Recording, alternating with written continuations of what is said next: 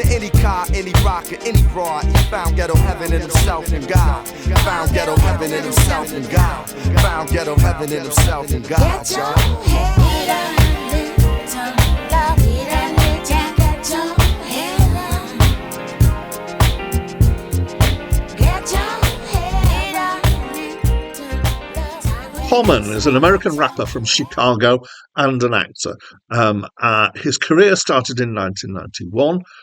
He spent a while with a collective called Soulquarians.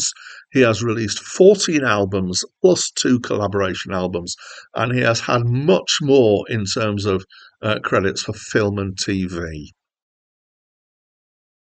Hi, my name's Dan, and this is a review of the album Like Water for Chocolate by Common.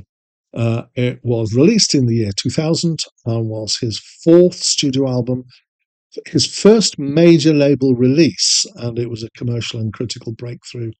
It's my first time listening to this album. I have reviewed a couple of Common albums already off this list. I had a quick look back, and my opinion of them, well, it was okay, I guess. So my process, I haven't talked about my process for quite a few reviews now, so apologies for people who have heard this many times before. I tend to do always I do a listen and then a read and then a listen. I don't know why that is that, but it's how I think of it somehow. I was put off early in my first listen by a homophobic word that jumped out at me.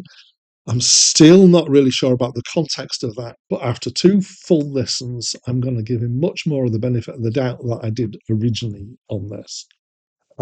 It's hip hop, but it's conscious hip hop. It generally has something to say, which is not all about guns and drugs and sex and being a gangster and disrespect for just about everybody, but especially women, which is me summing up gangster rap in one negative phrase. It's better than that, and I'll come back to the content here. So let's talk about some description of what's going on here. So there's musical backing, there's lots of samples, there's lots of instruments, there's quite a bit going on. It's hip-hop, but there are some grooves I can get into, and there's quite a variety of feel going on here. His flow is loose. It's not kind of rat-a-tat-tat-tat. It can be often somewhat behind the beat, I think. I can understand a decent amount of what he's talking about. And the more I get, so this is a thing that happens generally as you get more listens, that you pick up more, and the better inclined I am towards this album. With some hip-hop albums, the more I understand, the less I like. So from 2 listens, I found that I remembered a lot of the tracks from the first listen into the second listen. That is often a really good indicator of memorability, I would say, for tracks. There's some strong language here, especially the N-bombs, some F-bombs and the B-bombs going on here. But there's some interesting songs. There's one that's about Afrobeat, particularly I think about Fela Kuti. There's one about a woman who was accused of shooting a cop and was the subject of a USA-wide manhunt. She was caught, she escaped jail, and she lived the rest of her life in political assignment in Cuba. I went and looked her up. It was quite an interesting story. One song is a made-up story about his grandmother getting robbed.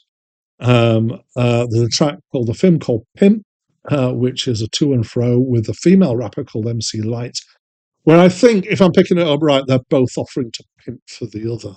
And it's kind of to and fro. It's a really interesting track, despite the kind of weird premise here.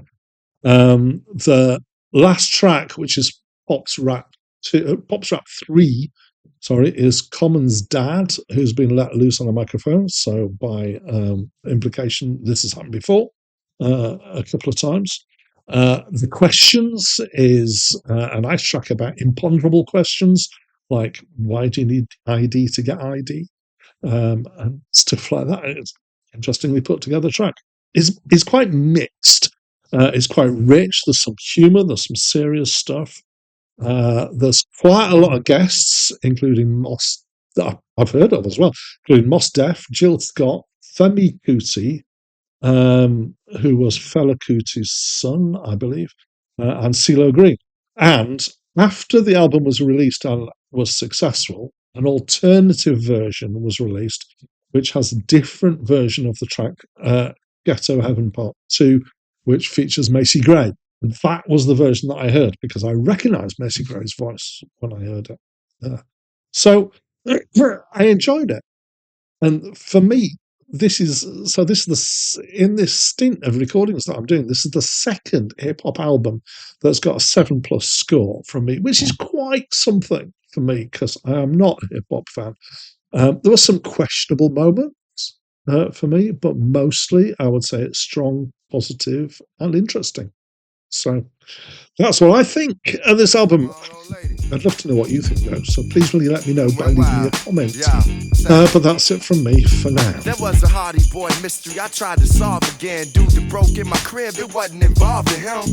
4 in the morning, my phone ringing. I'm thinking, who the sis on the other line screaming? Told them get down, but they was breathing hard. It was my grandmother telling me that she had been robbed. I told her, hold tight, I'll be right over. Freezing, but this situation.